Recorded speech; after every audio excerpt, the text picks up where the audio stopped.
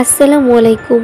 ইন্দোনেশিয়ার এক ভুতুড়ে মিউজিয়ামে এক রাতে আটকে পড়ে ৯ জন ব্যক্তি, যারা কিনা ওই মিউজিয়ামের সংস্কারের কাজে সেখানে এসেছিল।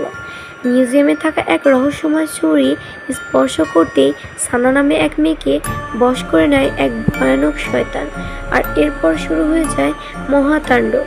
সানার শরীরে থাকা ওই শয়তান একে একে খুন করতে থাকে তার সঙ্গীদেরকে। তাকে আটকানো কোনোভাবেই সম্ভব হচ্ছিল না। সে যেন অমর হয়ে গিয়েছিল। তার এখন একটাই উদ্দেশ্য, যে কোনো 7 জনকে খুন করা।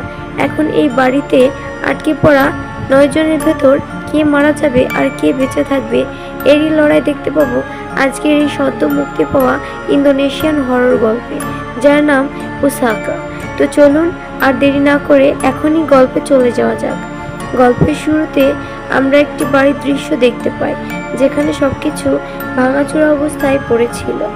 এরই সঙ্গে পড়েছিল বেশ কয়েকজনের লাশ, যেখানে বসে একজন লোক ভীষণ জোরে কান্না করছিল। হয়তোবা আশেপাশের এই পরিবেশ দেখে সে অনেক ভয় পেয়ে গিয়েছে। তখনই তার সামনে পড়ে থাকা ছুরিটি আপনা আপনি সোজা হয়ে যায়। এর সাথে দৃশ্য পরিবর্তিত হয় এবং আমরা দেখতে পারি এই ঘটনার বেশ কয়েক বছর পরের দৃশ্য। আমরা নিশা নামে একজন মেয়েকে দেখতে পাই। সে তার কোম্পানির একটি প্রজেক্টের জন্য একজন কালেক্টরের বাড়িতে যাচ্ছিল। কালেক্টরের মৃত্যুর পর তার ছেলে এই বাড়িটিকে পরিণত করতে চেয়েছিল একটা মিউজিয়ামে। এই কাজটি করার জন্য নিশাদের হাতে ছিল মাত্র 3 দিন। 3 দিনের মধ্যে তাদের এই কাজটি কমপ্লিট করতে হবে, যেটা প্রায় অসম্ভব একটা ব্যাপার ছিল। তবে এমনিতেও নিশাদের কোম্পানিতে বেশ সমস্যা চলছিল। এটাই শেষ সুযোগ তার কোম্পানিকে আবারও দাঁড় করানোর। এই কারণেই সে তার 4 জন কর্মচারীর সঙ্গে গিয়ে পৌঁছায় ওই বাড়িতে, যেখানে কালেক্টরের ছেলে রানা তাদের ওয়েলকাম জানায়। সেখানে একজন ইতিহাস বিশেষজ্ঞ ছিল, যার নাম ছিল দীর্ঘা, এবং তার অ্যাসিস্ট্যান্ট মায়া। এখানে নিশার একজন কর্মচারী সানার কথার মাধ্যমে আমরা জানতে পারি যে এখানে কোনো রকম নেটওয়ার্ক ছিল না। তাই তো তারা এটা বুঝতে পারছিল না যে এরকম একটা জায়গায় এত বড় এবং এত সুন্দর একটা বাড়ি কালেক্টর কেন বানিয়েছিল। আশেপাশে কোনো বাড়িও ছিল না। এখন রানা তাদের বলে ভেতরে ঢুকে একটু রেস্ট নিয়ে নিতে, এরপর তারা কাজ শুরু করতে পারে। তবে ডেভিডের ইশারায় নিশা বলে যে তারা এখনই কাজ শুরু করতে চায়। এমনিতেও তাদের হাতে খুব একটা সময় নেই। আর এই কাজে তাদের সাহায্য করতে চলেছিল ওই ইতিহাস বিশেষজ্ঞ প্রফেসর এবং তার অ্যাসিস্ট্যান্ট মায়া। এখন রানা তাদেরকে পুরো বাড়িটি দেখানোর জন্য ভেতরে নিয়ে যায়, যেখানে এত বিশাল বাড়ি এবং এত সুন্দর কারুকার্য দেখে সকলে মুগ্ধ হয়ে যায়। এখানে অনেক মূর্তির কালেকশন ছিল। প্রফেসর তার অ্যাসিস্ট্যান্ট এবং সানাকে নিয়ে ভিতরের দিকে চলে যায় সবটা দেখার জন্য। সানা মূলত প্রফেসরদের সাথে ডিজাইনের ব্যাপারে কাজ করতে চেয়েছিল। অন্যদিকে এই বিল্ডিংটিকে মিউজিয়ামে পরিণত করতে গেলে কী কী সেফটি প্রোটোকল ফলো করতে হবে সেই ব্যাপারে দেখছিল ডেভিড, বর্নি এবং হানিয়া। এত পুরনো বিল্ডিংয়ের ফুল চেকআপের প্রয়োজন, তবে 3 দিনের মধ্যে সেটা কোনোভাবেই সম্ভব হচ্ছিল না। এই ব্যাপারে তারা কথা বলছিল। তখনই হানিয়া লক্ষ্য করে দূরে কেউ একজন দাঁড়িয়ে তাদের কথা শুনছে। আর এভাবে অমনোযোগী হয়ে যাওয়ার ব্যাপারটা ডেভিডও লক্ষ্য করে। এমন সময় আচমকা একজন বৃদ্ধা মহিলা তাদের পাশে চলে আসে। এতে করে 3 জনই ঘাবড়ে যায়। মহিলাটি ছিল মূলত এই বাড়ির হাউসকিপার। এদিকে বাইরে নেশা চেষ্টা করছিল রানার কাছ থেকে আরেকটু সময় বাড়িয়ে নেওয়া যায় কিনা। তবে এই বাড়ির বর্তমান মালিক অর্থাৎ রানা জানায় যে এই বাড়িতে মিউজিয়াম তৈরির কাজটি 4 বছর আগে নিশার বাবাকে দিয়েছিল রানার বাবা। তবে বিভিন্ন কারণে এটা ডিলে হয়েছে। এখন আর রানা অপেক্ষা করতে চায় না। সে এই বাড়িটাকে বিক্রি করতে পারলে তার ভালো হতো। তবে বাবার উইলের কারণে সে এই বাড়িটি বিক্রি করতে পারছে না, বরং এটাকে মিউজিয়ামে পরিণত করতে হবে। নিশা যদি 3 দিনের মধ্যে কাজটি করতে না পারে, তাহলে সে অন্য কোনো কোম্পানিকে হায়ার করবে। তাই নিশা চাপে পড়ে রাজি হয়ে যায়। এখন সবাই সবার কাজে লেগে পড়ে। এখানে তাদের সাথে রানার একমাত্র বোন বিনিও এখানে উপস্থিত ছিল। সে সকলের এভাবে কাজ করার ফটো তুলছিল এবং নিজের বাবার শেষ সময়ের কথা মনে করছিল, যে সে কিভাবে মারা যাওয়ার আগ মুহূর্তে এই বাড়িটিকে মিউজিয়ামে পরিণত করার ব্যাপারে নিজের 2 ছেলে মেয়েকে অনুরোধ করেছিল। ওই দিনটার কথা ভেবে রানাও অনেক ইমোশনাল হয়ে পড়ে। এখানে সকলে কাজ করার সময় আমরা সানার ব্যাপারে একটা জিনিস লক্ষ্য করি, যে সে এই সকল জিনিসের প্রতি অতটাও শ্রদ্ধাশীল ছিল না। প্রফেসরের বারবার নিষেধ করার পরেও সে সব জিনিসগুলো নিয়ে বেশ মজা করছিল। সে যে খুব ভালো মানসিকতার মানুষ না, তা আমরা একটু পরেই জানতে পারি। যখন বিনি একা একা বসে সকলের ছবি দেখছিল, এখানে হানিয়ার ছবিও ছিল। সানা তার কাছে আসে এবং বলে হানিয়াকে কি তার কাছে পরিচিত মনে হচ্ছে। বিনির এই কথায় কোনো উত্তর না দিয়ে সেখান থেকে চলে যেতে যায়। এমনিতেই সে খুব একটা কারোর সাথে কথা বলতে পছন্দ করে না, তবে সানা তাকে জোর করে একটা ভিডিও দেখায়। এটি ছিল হানিয়ার এমএমএস, আর এই লজ্জাজনক ভিডিওটি হানিয়ার এক্স হাজবেন্ড ধারণ করেছিল এবং তাদের ডিভোর্সের পর সেটা আপলোড করে দেয় ইন্টারনেটে। এই নিয়ে অনেক বড় কেসও হয়েছিল, যে ব্যাপারে বিনিও শুনেছিল। তবে সে এখানে এই ব্যাপারটা নিয়ে মজা পাচ্ছে না, বরং তার তো হানিয়ার জন্য খারাপ লাগছে। ব্যাপারটা দেখে সানার ভালো লাগলো না, তাই সে সেখান থেকে উঠে চলে যায়। এরপর আমরা সকলকে একসাথে ডিনার করতে দেখি। খাবার খাওয়ার সময় প্রফেসর বিনিকে প্রশ্ন করে যে সে রানার ব্যাপারে তো জানে, তবে বিনির এই বাড়িটার কোনো অংশ চায় কিনা সে জানতে চায়। তখন বিনির হয়ে রানা জানায় যে বিনি একজন ফটোগ্রাফার হতে চায়, তাই তো তার এই বাড়িটির প্রতি কোনো ইন্টারেস্ট নেই। এই বাড়িতে রাখা হিস্টোরিক্যাল সব জিনিসপত্র নিয়ে মিউজিয়াম করার ইচ্ছা তাদের বাবার ছিল, যে ব্যাপারে তারা দুই ভাই বোন কোনো আপত্তি নেই। আমরা দেখতে পাই হানি আর বিনিকে এখানে অনেক ভালো লাগছে, কেননা তাদের মন অনেক ভালো ছিল। বিনি এখানে অন্য কোনো কথা বলতে চাইলে সানা তাকে মনে করিয়ে দেয় সেই ভিডিওর ব্যাপারে। তার এই কথা শুনে খাবার টেবিলে বসে সকলে বেশ অপ্রস্তুত হয়ে পড়ে। হানিয়াও বুঝতে পারে তার ভিডিওর ব্যাপারে এখানে কথা হচ্ছে। ডেভিড তাকে একটু শান্ত করার চেষ্টা করে।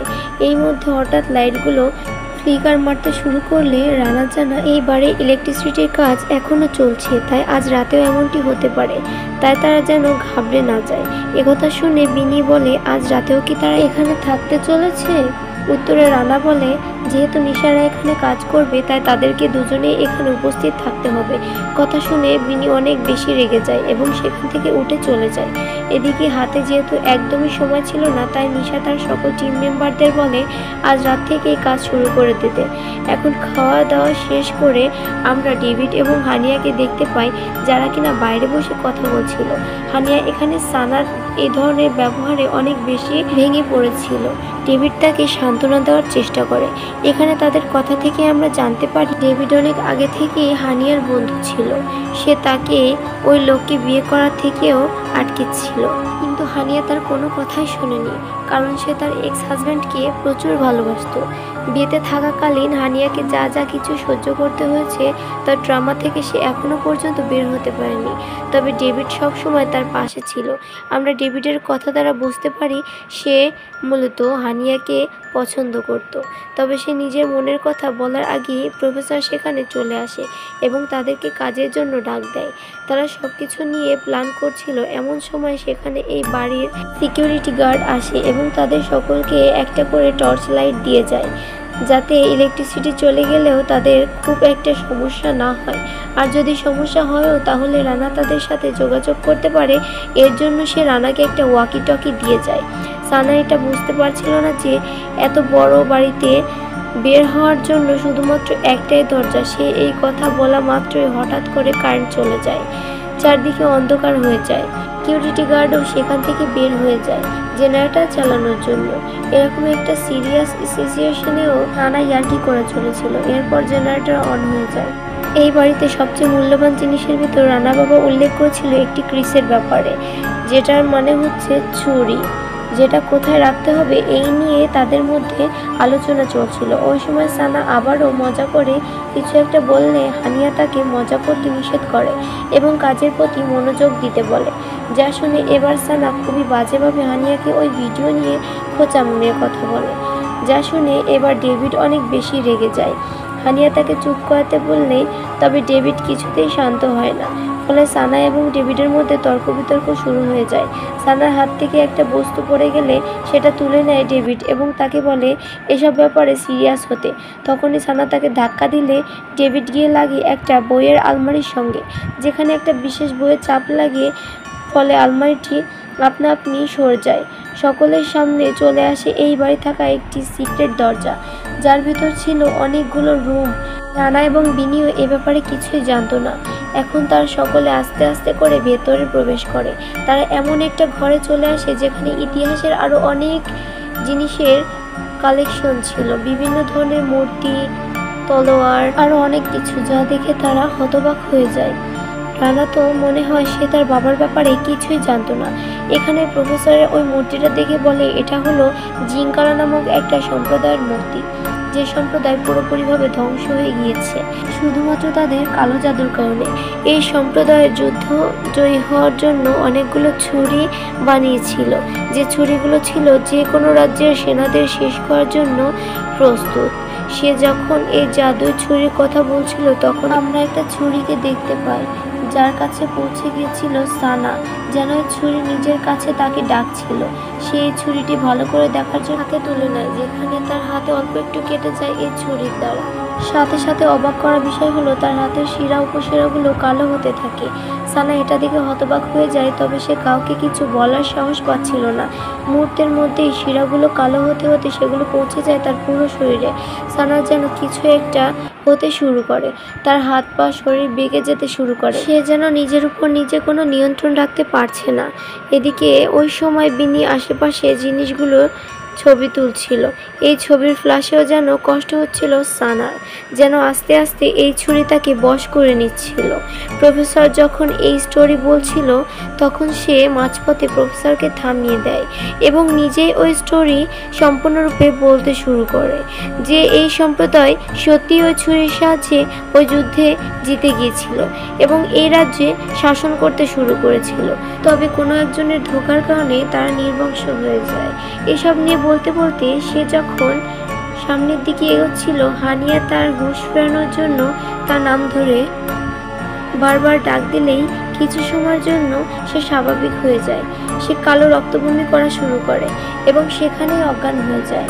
তারা কিছুতেই বুঝে উঠতে পারছিল না। সানাকে একটা চেয়ারে বসিয়ে দেয় এবং তার হুঁশ ফিরলে তাকে জিজ্ঞাসা করতে থাকে সে ঠিক আছে কিনা। সানা তখনও পর্যন্ত ওই ক্রিসের নিয়ন্ত্রণে ছিল, তবে তার হাতে ক্রিস ছিল না, যেটা দেখতেই আশেপাশের বাতিগুলো নিভে যায়। পরবর্তীতে বাতি জ্বলে উঠলে তারা দেখতে পায় সামনে সানা নেই। তারা বুঝতে পারছিল না যে চোখের পলকে সে কোথায় গায়েব হয়ে গেল। হানিয়া এখানে সন্দেহ হচ্ছিল, তাই সে রানার কাছে জিজ্ঞাসা করলো এই ঘরটি মূলত কিসের জন্য ব্যবহার করা হতো। মূলত তার সন্দেহ হচ্ছিল এখানে কালো জাদুর কোনো ব্যাপার আছে কিনা। এমন সময় তার সামনে সানার মতো কাউকে দেখতে পায়। সেদিকে এগিয়ে যেতেই লাইটগুলো আবারও বন্ধ হয়ে যায়। বনি এতে করে খুব ভয় পেয়ে গিয়েছিল এবং বলছিল এখান থেকে তাদের বেরিয়ে যাওয়া উচিত, তবে বাকিরা তখনও পর্যন্ত খোঁজ নিচ্ছিল যে সানা কোথায়। ফোন এবং টর্চ জ্বালাতেই আমরা দেখতে পাই সানা মূর্তির মাথার উপর দাঁড়িয়ে আছে। সে সকলের উদ্দেশ্যে বলে সেভেন ক্রিস এখন শক্তি ফিরে পেয়েছে, এর বদলে তাদের এখন রক্তের বলিদান দিতে হবে। কথা বলে সে আবারও গায়েব হয়ে যায়। সকলে কথা শুনে অনেক ভয় পেয়ে গিয়েছিল, বুঝতে পারছিল না যে তারা কি করবে। তখনই সেখানে সানা চলে আসে এবং প্রফেসরের উপরে হামলা করে। সে প্রফেসরকে টেনে সকলের থেকে সরিয়ে নিয়ে যায়। সকলে বুঝতে পারছিল না সে সানাকে কি করেছে। তখনও পর্যন্ত কারোর কোনো কিছু মাথায় আসছিল না। সানা সেখানে সকলের সামনে নির্মমভাবে প্রফেসরকে ওই ছুরি দিয়ে আঘাত করতে থাকে। সকলে তার হুঁশ ফেরানোর জন্য চেষ্টা করে, তবে সানার হুঁশ ফিরে না। তবে হঠাৎ প্রফেসরকে ওইভাবে আহত রেখেই সরে যায়। এই সুযোগে বাকিরা প্রফেসরকে নিয়ে দ্রুত সেখান থেকে বেরিয়ে আসার চেষ্টা করে। সানা তখন নিজের মাথায় নিজেই আঘাত করছিল এবং বিড়বিড় করে কি জানি একটা পড়ছিল। হঠাৎ সে আবারও ভয়ঙ্কর রূপ ধারণ করে এবং তাদের পিছু করতে আরম্ভ করে। কোনো মতে তারা বাইরে চলে আসে ঠিকই, তবে রানা, হানিয়া এবং ভিনি মিলে চেষ্টা করার পরও তারা ওই দরজাটি আটকাতে পারে না, বরং হাত ঢুকিয়ে সানা সেটাকে আটকে নেয়। বাকিরা মেইন দরজার কাছে পৌঁছে গিয়েছিল এবং কোনোভাবে দরজার লক খুলে বাইরে বের হওয়ার চেষ্টা করছিল।